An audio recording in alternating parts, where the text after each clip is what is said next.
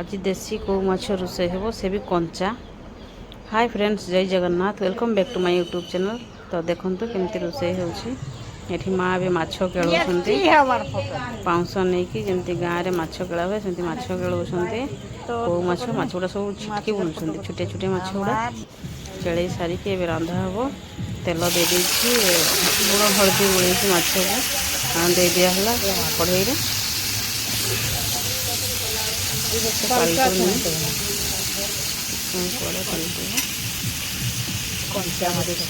कौ माछ नहीं देसी कौ माछ कंचा रंधा हो।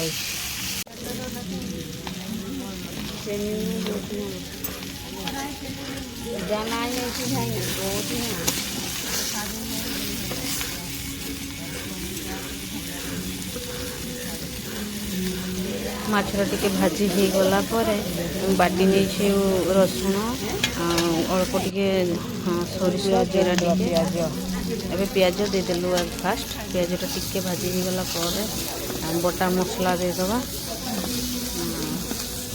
तो लंका बाटी न मसला लंका गुंड टिके देछि हल्दी गुंड टिके देछि प्याज भाजी गला से मसला को ढाली देबु मसला ढाली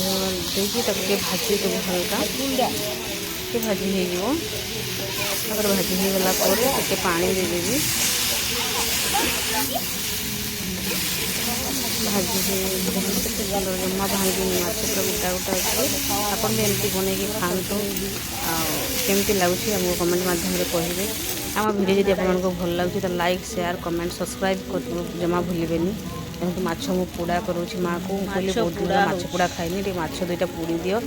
और माछ चुली रे पोड़ा हो मसला देकी पुणी मसला भाजी गला पानी देदेले माँ पानी भी पानीटा पूरा मारिदेबू मुझे टमाटो दौनी मत खटा लगुच एसिड हो टमाटो मुझे दौनी आप टमाटो देवे भाजी हो भाजी हो गला पानी पूरा सरीगला तार देखिए पानी दे सब पानी मरीगला माछ भी हो गलानी ओल्हेगा जो पोड़ा है माछ ताकू भी ए चकुटी सफा करदे जेहेतु पाउंशे पोड़ा है कला कला हो जाए सफा कर देकी आम चकुटी देवा लुण तेल सोरिष तेल कंचा लंका देकी प्याज भी दे पारे पखाड़ भात मटन झोल हो माछ चकटाटा बहुत दिन पर खाइबे माछ चकटा देसी माछ से भी कौ माछ एपटे माछ तरकारी आटा पुणी मटन झोल होती बाप घर को आसी जेहेतु मैंने भल ही टे देवे मो गुंजन मो माँ खाऊ मो झील को मो माँ कहे से खाऊ